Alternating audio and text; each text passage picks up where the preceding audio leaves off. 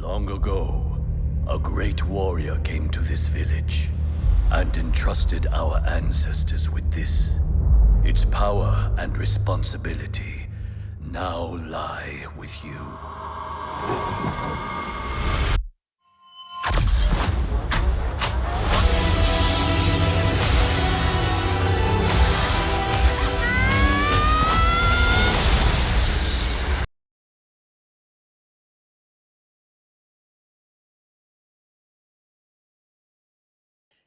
Hello everyone, welcome to the Star Wars Guys YouTube channel where the Force is family. I am Master Paul, and once again joining me is my special guest.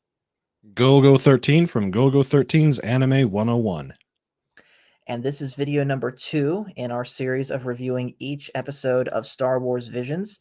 Today's episode is Tatooine Rhapsody. And just jumping into this one right off the bat, the music in this one, best music out of the whole show. The rock band that is shown in this episode, the music that they do, I don't know who the actual band was that recorded that, but I want to look up who it is and look up more of their stuff because they do an amazing job. So on music alone, this one gets high praise for me.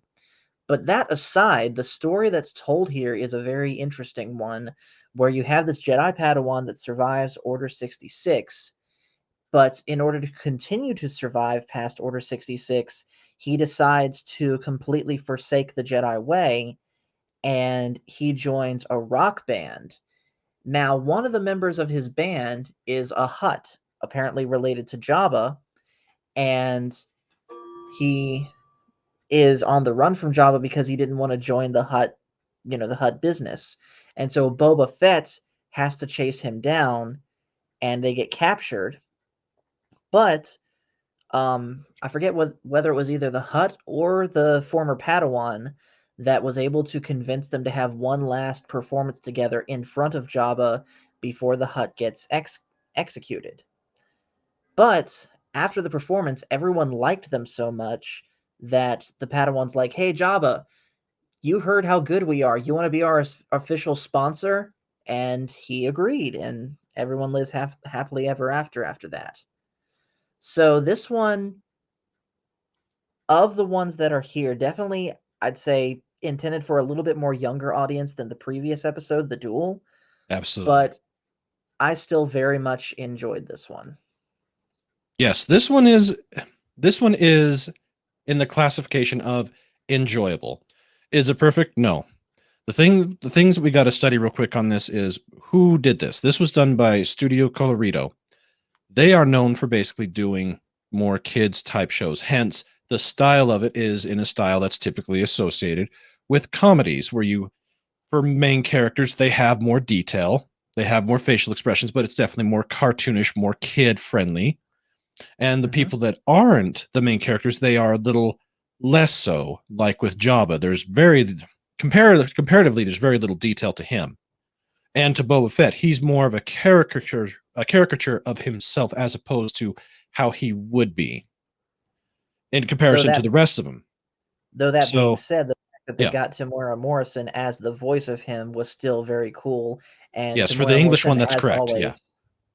always, Yeah. he pulls off the intimidating Boba voice perfectly. Yes, he does. And, you know, this one also gets a lot of hate out there, and I believe that the hate is misplaced. This is a story, as you said, about a young kid, let's say early teens that later goes into late teens, early 20s, who does survive Order 66. And what have you got to do to survive? You got to do pretty much anything you can. So that's what he did. He chose his survival, and he chose a different path than what most people trained by the Jedi would do. As much as we would like to say everybody that goes into the Jedi Order, one, stays in the Jedi Order is wrong, or two, that during this process, who knows how many other apprentices were either told to quit for their survival or chose to for their survival and then found something else that basically made them happy enough during those dark times. And for this, it was music. Starting up a rock band, which, yeah, an intergalactic rock band's always fun. when you Mhm. first start a band, it's always tough trying to get the gigs. Makes it harder when you're trying to run from a bounty hunter who is as famous and infamous as Boba Fett. And then, yeah, having your bassist be more or less like a nephew to Jabba, who told Jabba that he doesn't want to go into the crime business. Right. But once he does get captured, and they do go, it was the kid or the lead singer kid who had to go through everything he went through. He didn't want to lose his friend to just an arbitrary decision made by made by people with more power than him. So he did what he could. He begged Jabba to one let them do one song. With it going as good as it did, he appealed to Jabba's greed, basically saying, "Look, Jabba, if the people here like us this much and they want more, think of basically be our sponsor. Let's make money." And the one thing with Jabba is he is all about the money. As long as he's Yep. paid, he's happy. Had Han Solo basically at the very end of at the end of the show, at the end of Star Wars, had said to Princess Leia, "Hey, I really need this money. You got to pay my debt, otherwise it's going to be a real big problem." Had he just gone and paid Jabba and then said, "I'm done, sayonara," he wouldn't have been frozen in carbonite. No, he But wouldn't. no, he wouldn't have. So when you offer Jabba basically an offer that he can't refuse, and Jabba liked what he saw. He thought it was interesting, and you also get to see the softer side of these hardened criminal type people, because as much as we would like to characterize the bad guys as being bad all the time, deep dark thoughts, talking with the devil at all times, that's not true. People that are in those professions, some of them don't know any better, but they're just either in it or they really do like it, but on the flip side they still have that other side of them where they can enjoy certain things of life, like music, like having a family, all of those things. And with Jabba you got to see that, and to a lesser extent you also got to see it with Boba Fett. Boba Fett likes music. That's awesome. Right. Who would have thought that the most feared bounty hunter of all time liked indie rock music? Yeah.